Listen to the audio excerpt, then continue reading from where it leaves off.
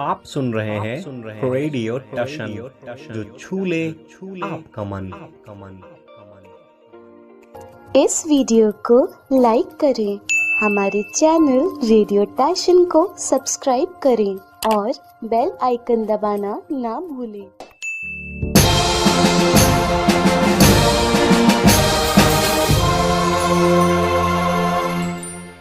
नमस्कार, आदाब, सत श्री अकाल दोस्तों। मेरा नाम है राजेंद्र ठाकुर। आप सुन रहे हैं रेडियो टशन जो छू ले आपका मन। कार्यक्रम चल रहा है कौन बनेगा सिकंदर सीजन 5 फाइनल राउंड। दोस्तों, जैसा कि आप लोग जानते हैं, हमारे 8 फाइनलिस्ट हमारे साथ जुड़ चुके हैं। अब हम इनसे दृष्टि बाधित समाज से जुड़े 4 प्रश्न पूछेंगे। प्रश्नों की कुल संख्या होगी 32 और प्रत्येक व्यक्ति से 4 प्रश्न पूछे जाएंगे। इनमें कोई भी लाइफलाइन इनको नहीं दी जाएगी। 4 ऑप्शन इनके पास होंगे। आइए कार्यक्रम को शुरू करते हैं।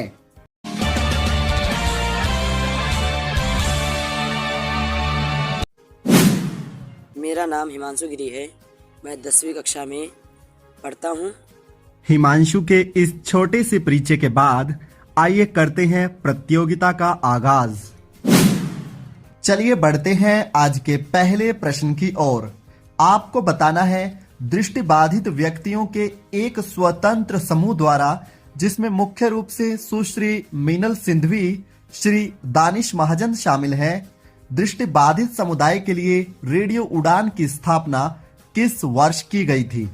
आपके विकल्प हैं ए 2004, बी 2006, सी 2014 या फिर डी 2016। आपका समय शुरू होता है अब। उत्तर 2016। माफ कीजिए, आपका जवाब गलत है। इस प्रश्न का सही उत्तर है सन 2014। यह विकलांग लोगों को सशक्त करने के उद्देश्य से चलाया जा रहा एक ऑनलाइन सामुदायिक रेडियो है। ये रहा आपका दूसरा प्रश्न। आपको बताना है blind capital of the world के नाम से किस देश को जाना जाता है? आपके विकल्प हैं ए भारत, बी पाकिस्तान, सी चाइना या फिर डी रूस। आपका समय शुरू होता है अब। सर, उत्तर चीन। माफ कीजिए, आपका जवाब गलत है। इस प्रश्न का सही उत्तर है भारत, क्योंकि दुनिया की आधी आबादी के दृष्टिबाधित व्यक्ति भारत में ही मिलते हैं। भारत में दृष्टिबाधिता का मुख्य कारण मोतियाबिंद है। अब आ रहा है आपके सामने आज का तीसरा प्रश्न। आपको बताना है पूर्ण रूप से दृष्टिबाधित व्यक्ति पर आधारित हिंदी सिनेमा की पहली फिल्म कौन सी थी? आपके विकल्प हैं ए काबिल, बी श्रीकांत भोले, सी धृतराष्ट्र या फिर डी सूरदास। आपका समय शुरू होता है अब। उत्तर श्रीकांत भोला। माफ कीजिए, आपका जवाब गलत है। इस प्रश्न का सही उत्तर है सूरदास। ये फिल्म 1939 में आई थी और इसमें सूरदास जी की भूमिका निभाई थी कुंदन लाल सहगल जी ने। ये रहा चौथा प्रश्न। आपको बताना है ये आवाज किस दृष्टिबाधित बालक की है, जिन्हें वर्ष 2024 में राष्ट्रीय बाल पुरस्कार से भी सम्मानित किया गया था? मैंने आपको पता है मैं आईएएस ऑफिसर बनना चाहता हूँ, तो मैं ना अपडेट रहता हूँ हमेशा कि आज जो मैं सुन रहा हूँ या आज जो मैं पढ़ रहा हूँ वही कल होकर हिस्ट्री बन जाएगी, और जो मैं आज नहीं सुन रहा आईएएस के वक्त तो वही मुझे पढ़ना है, तो अच्छा है मैं पहले से सुन के रखूं। आपके विकल्प हैं ए आयांश, बी प्रथमेश सिन्हा, सी गायत्री शंकर या फिर डी प्रांजल पाटिल। आपका समय शुरू होता है अब। उत्तर आयांश। माफ कीजिए, आपका जवाब गलत है। इस प्रश्न का सही उत्तर है प्रथमेश सिन्हा। वर्तमान में ये 14 वर्ष के हैं और एनी ब्रेल डिवाइस के स्टार प्रचारक हैं।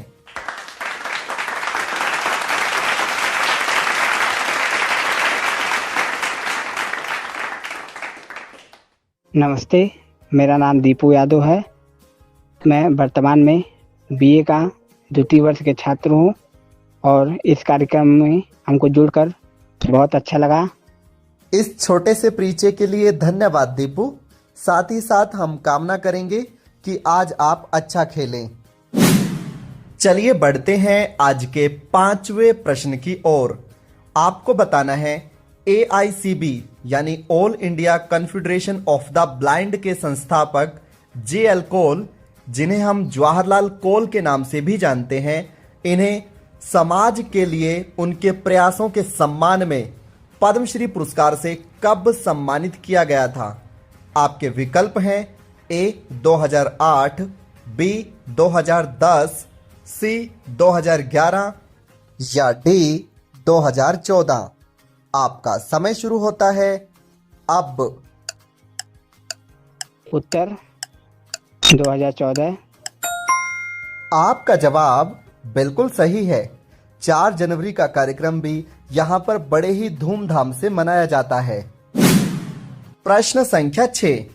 आपको बताना है हेलन केलर अपनी दोस्त पॉली थॉमसन के साथ भारत भ्रमण पर कब आई थी? आपके विकल्प हैं A 1951, B 1953, C 1955 या D 1959। आपका समय शुरू होता है अब। 1959। माफ कीजिए, आपका जवाब गलत है। इस प्रश्न का सही उत्तर है 1955। हेलन केलर एक दृष्टिबाधित और श्रवण बाधित महिला थी। अब आ रहा है आपका 7वां प्रश्न। आपको बताना है NPCB यानी national programme for control of blindness, इसे हिंदी में कहेंगे राष्ट्रीय नेत्रहीनता नियंत्रण कार्यक्रम की शुरुआत कब की गई थी? आपके विकल्प हैं A 1972, B 1976, C 1982 या D 1986। आपका समय शुरू होता है अब। उत्तर 1982। माफ कीजिए, इस कार्यक्रम को सन 1976 में शुरू किया गया था। यह कार्यक्रम पूर्ण रूप से केंद्र सरकार द्वारा चलाया गया था। ये रहा आज का 8वां प्रश्न। आपको बताना है ये आवाज किस दृष्टिबाधित महोदय की है? इन्हें KB यानी cricket association for the visually impaired संस्था के संस्थापक के रूप में भी जाना जाता है। एक्चुअली अभी भी याद है, क्राइस्ट यूनिवर्सिटी में मुझे बुलाया था एक सेमिनार में, तो मैंने काफ़ी कुछ दृष्टिबाधिता और ब्लाइंडनेस के बारे में बात किया और एंड में मैंने कहा कि हम लोग, हमारा एक SMS सर्विस है और हमारा एक रेडियो प्रोग्राम है जिसको हम कहते हैं आईवे ये है रोशनी का कारवां। और इमीडिएटली एक मरमर होना शुरू हुआ क्राउड में, और फिर जब मैंने स्टेज से उतरा तो काफ़ी लोग मेरे पास आके कहा कि हम लोग आपका रेडियो का कार्यक्रम निरंतर सुनते हैं, हम आपके SMS से जानकारी प्राप्त करते हैं, सिर्फ आपका नाम हमें मालूम नहीं था। तो they did not recognise me by name, but moment हमने हाईवे का बात किया तो इमीडिएटली रिस्पॉन्स। तो इसी प्रकार का रिस्पॉन्स हमें मिला पुणे में, मुंबई में। आपके विकल्प हैं A George Ibrahim, B Prasanna Kumar Pincha, C Chacko Joseph या विकल्प D अश्वनी कुमार। आपका समय शुरू होता है अब। उत्तर ऑप्शन B। माफ कीजिए, आपका जवाब गलत है। इस प्रश्न का सही उत्तर है जॉर्ज इब्राहिम। ये स्कोर फाउंडेशन के फाउंडर हैं और आईवे हेल्पलाइन इनके प्रोजेक्ट का नाम है।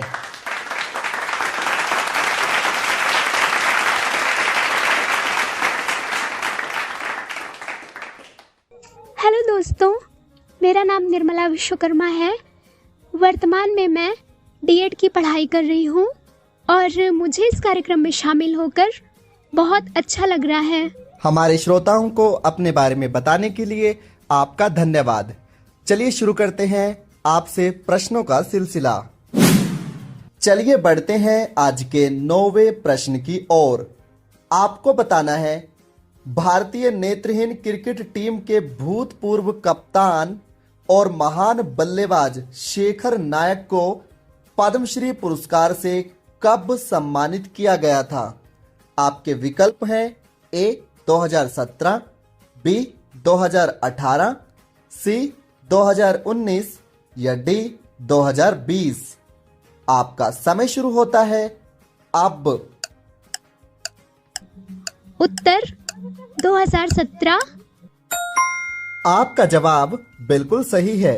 शेखर नायक जी को 2017 में पद्मश्री पुरस्कार से सम्मानित किया गया था। 2012 में हमने इनकी ही कप्तानी में T20 विश्व कप जीता था। ये रहा आपका 10वां प्रश्न। आपको बताना है 6 बिंदुओं पर आधारित ब्रेल में लिखी गई दुनिया की पहली किताब का क्या नाम था? आपके विकल्प हैं ए लुई ब्रेल की जीवनी अंधियारे से उजियाले की ओर, बी फ्रांस का इतिहास, सी लुई ब्रेल की कथा स्पर्श या विकल्प डी लुई ब्रेल जी के पत्र विद्यालय के नाम। आपका समय शुरू होता है अब। उत्तर स्पर्श। माफ कीजिए, आपका जवाब गलत है। इस प्रश्न का सही उत्तर है फ्रांस का इतिहास। ये किताब 6 बिंदुओं पर आधारित थी और 1837 में लिखी गई थी। अब आ रहा है आपका 11वां प्रश्न। आपको बताना है माउंट एवरेस्ट पर चढ़ने वाले दुनिया के पहले दृष्टिबाधित व्यक्ति कौन थे? आपके विकल्प हैं A John Stephen, B Eric Weihenmayer, C polo Thompson या विकल्प डी कैरी लुइस। आपका समय शुरू होता है अब। उत्तर कैरी लुइस। माफ कीजिए, आपका जवाब गलत है। इस प्रश्न का सही उत्तर है एरिक वेहन मायर। ये एक अमेरिकी नागरिक हैं जो सन 2001 में माउंट एवरेस्ट पर चढ़ने वाले दुनिया के प्रथम दृष्टिबाधित व्यक्ति थे। ये रहा आज का 12वां प्रश्न। आपको बताना है ये आवाज किस प्रभावशाली व्यक्ति की है जिन्हें सन 2014 में पद्मश्री पुरस्कार से भी सम्मानित किया गया था और ये ब्रेल लिपि के द्वारा दृष्टिबाधित बालकों की प्रारंभिक शिक्षा हो इसके पक्षधर हैं। हमने एक केस किया था दिल्ली सरकार के खिलाफ और मुझे अच्छी तरह याद है कि वकील साहिबा वहाँ अपनी बहस करने के लिए गई और उन्होंने यही बात कही कि देखिए ये कैसेट लेकर गई और ब्रेल बुक भी लेकर गई। ये देखिए ब्रेल बुक कितनी बड़ी है, कितनी भारी है, बच्चे बेचारे कैसे उठाएंगे। और दूसरी तरफ जब कैसेट को आप लेकर गई तो कैसेट देखिए इसमें सब कुछ आ गया, कितना सस्ता है, कितना आसान है काम करना। तो लेकिन हमारे वकील ने, क्योंकि वो भी बात को सारी को समझता था, और उसने ये बात कही कि देखिए आप ये बात कह रही हैं तो यही बात साइटेड बच्चों पर क्यों नहीं लागू होती, उनको क्यों आप पढ़ाना चाहते हैं उनके प्रिंट सिस्टम में। आपके विकल्प हैं ए एस के रोंगटा, बी जॉर्ज इब्राहिम, सी जे एल कोल या विकल्प डी प्रसन्ना कुमार पिंचा। आपका समय शुरू होता है अब। उत्तर एस के रोंगटा। माफ कीजिए, आपका जवाब गलत है। इस प्रश्न का सही उत्तर है श्री जवाहरलाल कोल। ये AICB के फाउंडर भी हैं।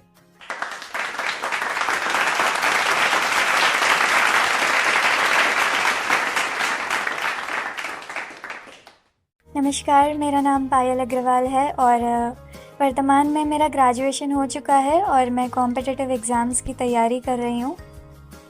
और मुझे रेडियो स्टेशन कौन बनेगा सिकंदर सीज़न 5 के फाइनल में पहुंचकर बहुत अच्छा लग रहा है। अभी तक मेरा अनुभव बहुत अच्छा रहा और उम्मीद है आज भी मैं अच्छा ही करूँगी। पायल, हमारी शुभकामनाएं आपके साथ हैं। चलिए शुरू करते हैं। चलिए बढ़ते हैं आज के 13वें प्रश्न की ओर। आपको बताना है the story of my life किसकी आत्मकथा है। आपके विकल्प हैं A Helen Keller, B Louis Braille, C Shri S K. Rongta या फिर डी सुश्री कुसुमलता मलिक। आपका समय शुरू होता है अब। Answer Helen Keller. आपका जवाब बिल्कुल सही है। हेलन केलर एक दृष्टिबाधित और श्रवण बाधित महिला थी। इन्हें अमेरिका के सर्वोच्च नागरिक पुरस्कार प्रेसिडेंशियल मेडल ऑफ फ्रीडम से सन 1964 में भी सम्मानित किया गया था। ये रहा आपका 14वां प्रश्न। आपको बताना है संयुक्त राष्ट्र महासभा द्वारा विश्व ब्रेल दिवस को आधिकारिक रूप से दर्जा देने के पश्चात इसे पहली बार कब मनाया गया था। आपके विकल्प हैं ए 1976, बी 1996, सी 2004 या विकल्प डी 2019। आपका समय शुरू होता है अब। आंसर है 2004। माफ कीजिए, आपका जवाब गलत है। इस प्रश्न का सही उत्तर है 2019। संयुक्त राष्ट्र महासभा ने 6 नवंबर सन 2018 को कहा था कि विश्व ब्रेल दिवस को 4 जनवरी के दिन प्रत्येक वर्ष मनाया जाएगा और इसे पहली बार 2019 में ही मनाया गया था। अब आ रहा है आपका 15वां प्रश्न। आपको बताना है फ्रांस की सरकार ने लुई ब्रेल जी के पार्थिव शरीर को राष्ट्रीय सम्मान के साथ पुनः कब दफनाया था। आपके विकल्प हैं ए 1903, बी 1941, सी 1952 या विकल्प डी 1851। आपका समय शुरू होता है अब। मेरा आंसर है 1903, 1903। माफ कीजिए, आपका जवाब गलत है। इस प्रश्न का सही उत्तर है 1952। 1952 में उनके निधन को पूरे 100 वर्ष हो गए थे। भारत ने सन 2009 में लुई ब्रेल जी पर डाक टिकट जारी की थी। ये उनका 150वां वर्ष था। ये रहा आपका 16वां प्रश्न। आपको बताना है यह आवाज किस महान अध्यापिका की है जिन्होंने अपने जीवन में 17 से भी अधिक किताबें लिखी और उनकी प्रसिद्ध किताबों में लुई की सुई जैसी किताब भी शामिल है। महिलाओं के लिए दया दृष्टि की जरूरत नहीं है, जरूरत है दृष्टिकोण के बदलने की। और दृष्टिकोण का बदलना बहुत आसान नहीं है। दृष्टिकोण को बदलने के लिए अपने आप को बदलना पड़ता है, अपने अंतर्मन को, अपनी अंतश्चेतना को बदलना पड़ता है, जिसके लिए अभी समाज तैयार नहीं है। आपके विकल्प हैं ए पल्लवी राजपूत, बी प्रीति मोंगा, सी कुसुमलता मलिक या विकल्प डी प्रेरणा गुप्ता। आपका समय शुरू होता है अब। कुसुमलता मलिक। कुसुमलता मलिक लग रहा है, तो कुसुमलता मलिक को लॉक कर दीजिए। आपका जवाब बिल्कुल सही है। सुश्री कुसुमलता मलिक भारत में विकलांग आंदोलन की मुखर आवाज के रूप में पहचानी जाती हैं और वर्तमान में ये national federation of the blind के अध्यक्ष पद पर आसीन हैं।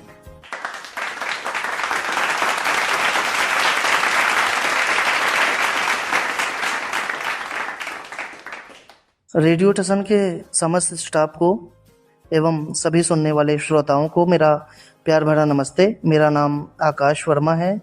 मैं ज़िला बाराबंकी उत्तर प्रदेश का रहने वाला हूं। वर्तमान समय में मैं National Association for the Blind Indira Nagar Lucknow से डीएड स्पेशल द्वितीय वर्ष का छात्र हूं।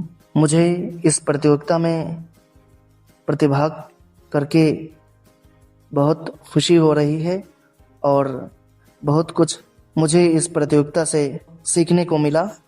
धन्यवाद आकाश, सुनकर अच्छा लगा। हमारी छोटी सी पहल आपके जीवन में सकारात्मक परिवर्तन ला रही है। अब खेल में आगे बढ़ते हैं। चलिए बढ़ते हैं आज के 17वें प्रश्न की ओर। आपको बताना है, दृष्टिबाधित बालकों के कौशल विकास के कारण प्रख्यात संस्था AICB यानी all India confederation of the blind की स्थापना श्री JL कोल द्वारा कब की गई थी? आपके विकल्प हैं A 1980, B 1982, C 1983 या D 1986। आपका समय शुरू होता है अब। उत्तर 1981। माफ कीजिए, आपका जवाब गलत है। इस प्रश्न का सही उत्तर है 1980। दोस्तों, 1997 में यहां पर ब्रेल प्रेस की स्थापना हुई थी और 2 बार यानी सन 2009 और 2012 में best Braille press in India का खिताब संस्था को प्राप्त हो चुका है। ये रहा 18वां प्रश्न। आपको बताना है, UPSC परीक्षा को क्लियर करने वाली प्रथम दृष्टिबाधित महिला कौन थी? आपके विकल्प हैं A Khushboo Garg, B Pranjal Patil, C Gurpreet Kaur या विकल्प D शालिनी शर्मा। आपका समय शुरू होता है अब। उत्तर प्रांजल पाटिल।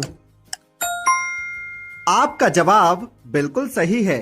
सन 2016 में प्रांजल पाटिल ने इस परीक्षा को पास किया था और अपनी रैंक सुधारने के लिए 2017 में पुनः इस परीक्षा को दिया और उस समय ये 124वें स्थान पर रही।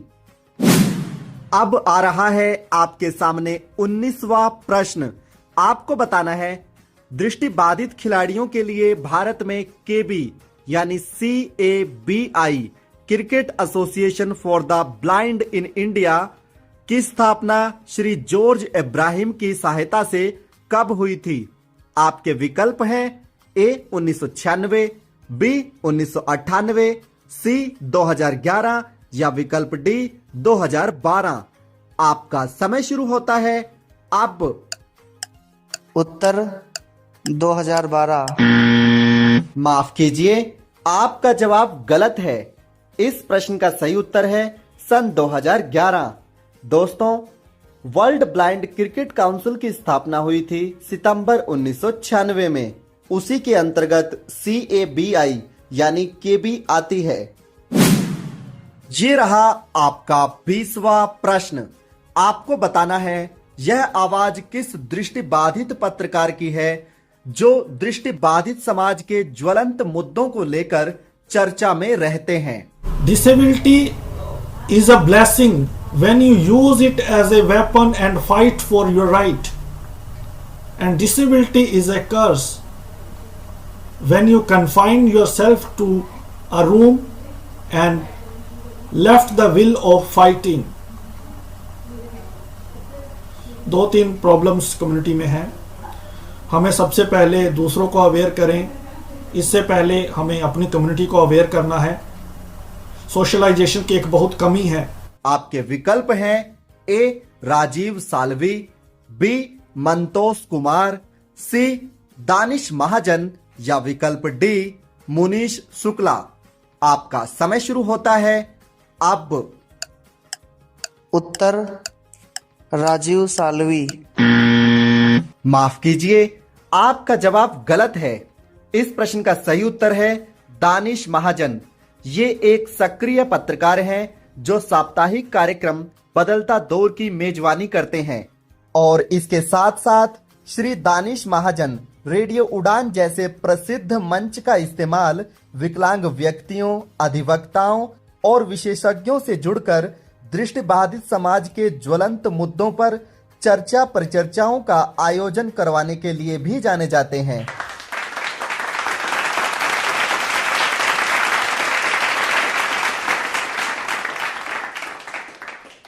मेरा नाम आयुष्मान सिंह है। मैं हरदोई उत्तर प्रदेश का निवासी हूँ। BSc सेकेंड ईयर का छात्र हूँ। शॉर्ट इंट्रोडक्शन के लिए आपका धन्यवाद आयुष्मान। अब करेंगे खेल की शुरुआत, उससे पहले आपको अग्रिम शुभकामनाएं। चलिए बढ़ते हैं आज के 21वें प्रश्न की ओर।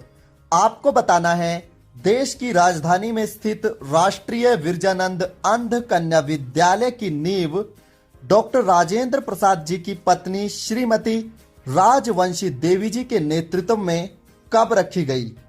आपके विकल्प हैं ए 1950, बी 1952, सी 1956 या डी 1958। आपका समय शुरू होता है अब। उत्तर 1950। आपका जवाब बिल्कुल सही है। इस विद्यालय में दृष्टिबाधित बालिकाओं के लिए सभी प्रकार की सुख सुविधाएं उपलब्ध हैं। ये रहा आपका 22वां प्रश्न। आपको बताना है दृष्टिबाधितों के लिए राष्ट्रीय स्तर पर खेलों का आयोजन करने वाली संस्था इब्सा, जिसे हम इंडियन ब्लाइंड स्पोर्ट्स एसोसिएशन के नाम से जानते हैं, इसकी स्थापना बीआरए की सहायता से कब हुई थी? आपके विकल्प हैं ए 1982, बी 1985, सी 1986 या डी 1992। आपका समय शुरू होता है अब। उत्तर 1985। माफ कीजिए, आपका जवाब गलत है। इस प्रश्न का सही उत्तर है 1986। अब आ रहा है आपका 23वां प्रश्न। आपको बताना है जगत गुरु श्री रामभद्राचार्य जी को 58वें क्रम के ज्ञानपीठ पुरस्कार से सम्मानित किया गया है। यह पुरस्कार उन्हें किस वर्ष के लिए दिया गया? आपके विकल्प हैं ए वर्ष 2021, बी वर्ष 2022, सी वर्ष 2023 या विकल्प डी वर्ष 2024। आपका समय शुरू होता है अब। उत्तर 2023। आपका जवाब बिल्कुल सही है। इन्हें वर्ष 2023 में 58वें क्रम के ज्ञानपीठ पुरस्कार से सम्मानित किया गया है। वर्ष 2005 में इन्हें साहित्य अकादमी पुरस्कार से भी सम्मानित किया जा चुका है। ये रहा आपका 24वां प्रश्न। आपको बताना है यह आवाज भारत में जन्मे किस दृष्टिबाधित महापुरुष की है, जिन्होंने दृष्टिबाधित जगत की न जाने कितनी ही समस्याओं एवं चुनौतियों का निपटारा अपने दिव्यपूर्ण विवेक के द्वारा किया है? देखिए, मैं ये मानता हूँ कि हर व्यक्ति को सपने हमेशा बड़े देखने चाहिए जी। विकास की कुंजी बड़े बड़े सपने देखने में ही है। मेरा सपना ये है कि एक ऐसे समाज की संरचना हो जिसमें स्वभावतः समाज में दृष्टिबाधिता और दिव्यांगता के आधार पर कोई भेदभाव न हो। दृष्टिबाधितों और दिव्यांगों को समान रूप से गुणात्मक शिक्षा मिले। दृष्टिबाधितों और दिव्यांगों को समान रूप से उनको रोजगार मिले, सामाजिक सुरक्षा का अधिकार मिले, उनको जितनी भी सरकारी योजनाएं हैं उनका पूरा अंतिम व्यक्ति तक उनको पूरा लाभ पहुंचाया जाए। और ये सपना पूरा होने में हमें लगता है कि जब तक ये सृष्टि चलेगी तब तक इस सपने को पूरा करने के लिए एक लगातार प्रयास व्यक्ति और व्यक्तियों के समूह को करता रहना पड़ेगा। आपके विकल्प हैं ए श्री संतोष कुमार रोंगटा, बी अनीस जैन, सी राम अवतार शर्मा या विकल्प डी श्री राजेश आशुधानी। आपका समय शुरू होता है अब। उत्तर श्री एस के रोंगटा। आपका जवाब बिल्कुल सही है। श्री एस के रोंगटा वर्तमान में national federation of the blind के महासचिव के पद पर नियुक्त हैं।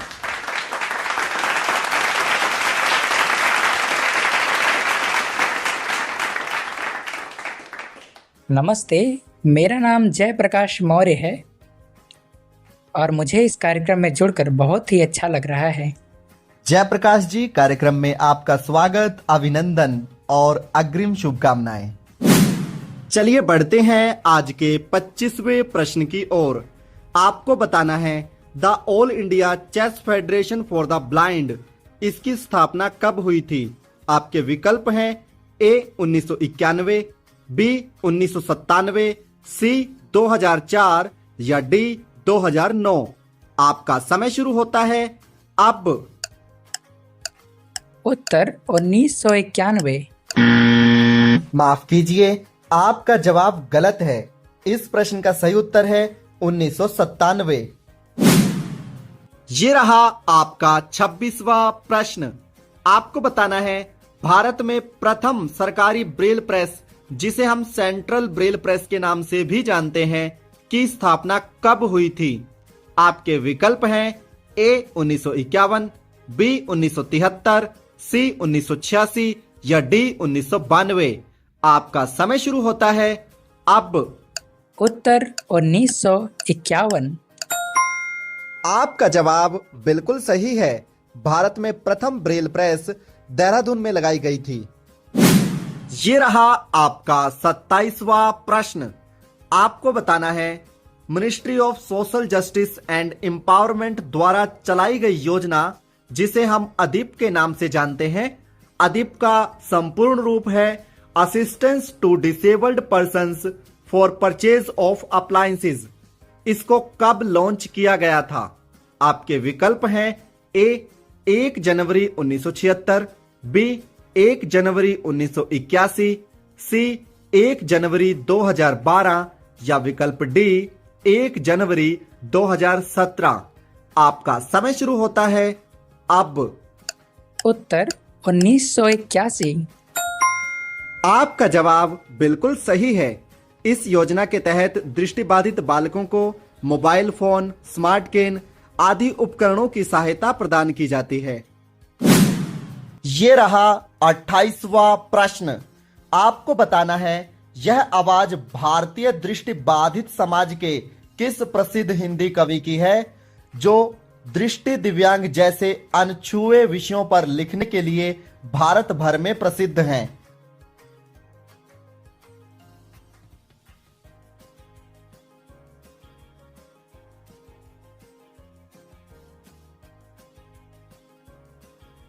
मुझे अंधा बनाया है तो मुझको गम नहीं इसका,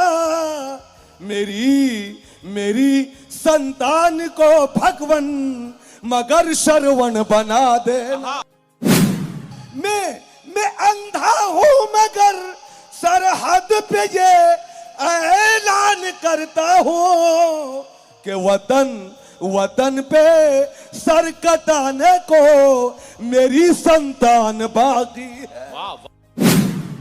तुम्हारी भूल है कि वो मुझे मिस कॉल करती है और मेरी चाहत को वो लड़की सदा अनमोल करती है। कभी एहसास अंधेपन का वो होने नहीं देती। अरे मेरी बेटी मुझे हर रोज वीडियो कॉल करती है। आपके विकल्प हैं ए अकबर ताज, बी जुहेब खान, सी अमित पुरी या विकल्प डी रवि कहर। आपका समय शुरू होता है अब। उत्तर अमित पुरी। माफ कीजिए, आपका जवाब गलत है। इस प्रश्न का सही उत्तर है ताज अकबर। ये खंडवा मध्य प्रदेश से आते हैं और दृष्टि दिव्यांग जैसे विषय पर कविता पान करते हैं। इनकी कविताएं सोशल मीडिया पर वायरल हैं।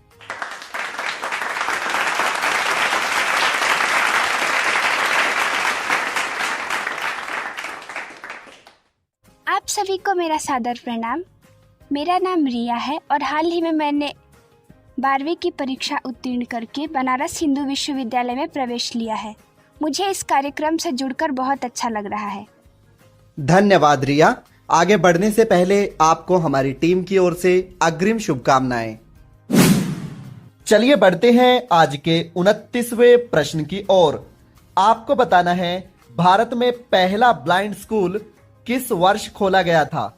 इसके फाउंडर थे एनिस शार्प।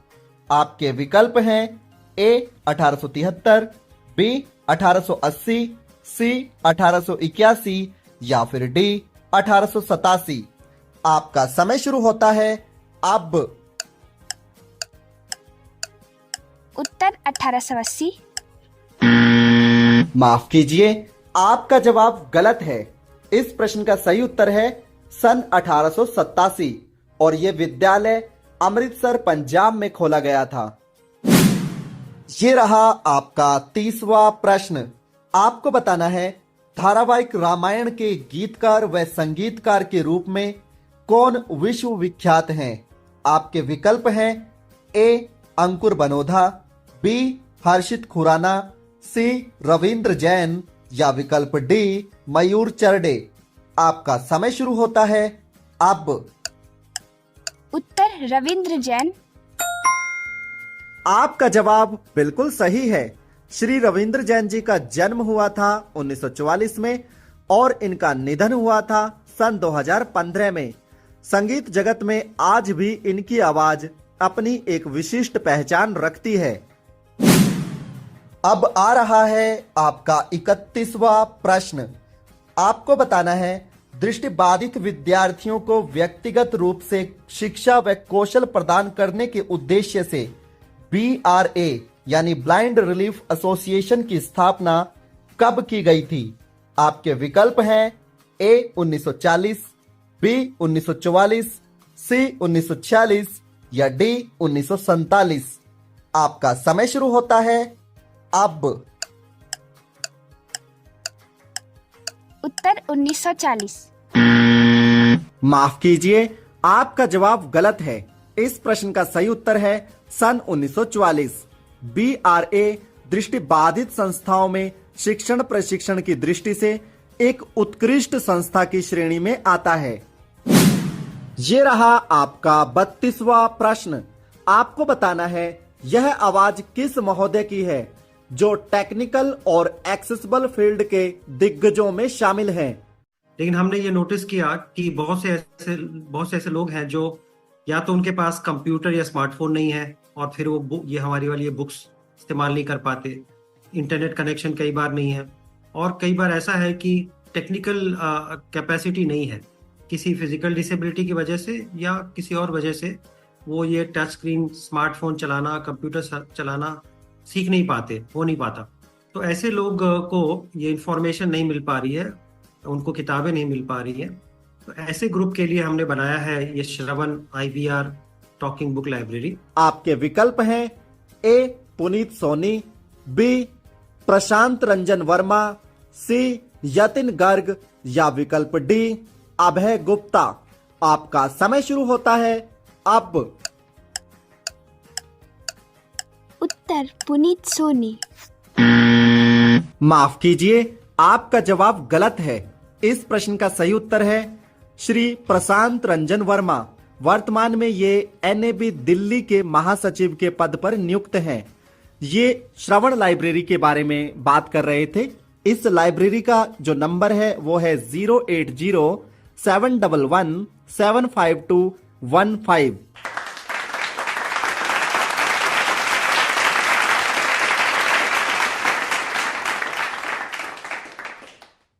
इस कार्यक्रम में प्रतिभाग करने के लिए आप सभी प्रतिभागियों का दिल की गहराई से धन्यवाद। दोस्तों, हम उम्मीद करते हैं आप सबको हमारे साथ जुड़कर और इस प्रतियोगिता में खेलकर आनंद आया होगा।